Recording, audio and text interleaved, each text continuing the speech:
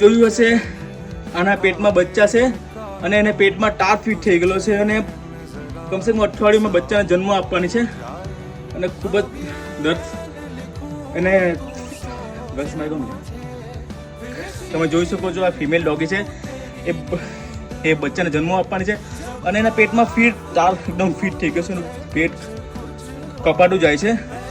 એને રેસ્ક્યુ કર્યું છે પણ ટાર ખૂબ જ જાડો છે અને એનો તાર અમે કાપી નાખીએ કેમ કે અઠવાડિયામાં બચ્ચાને જન્મ આપવાની છે.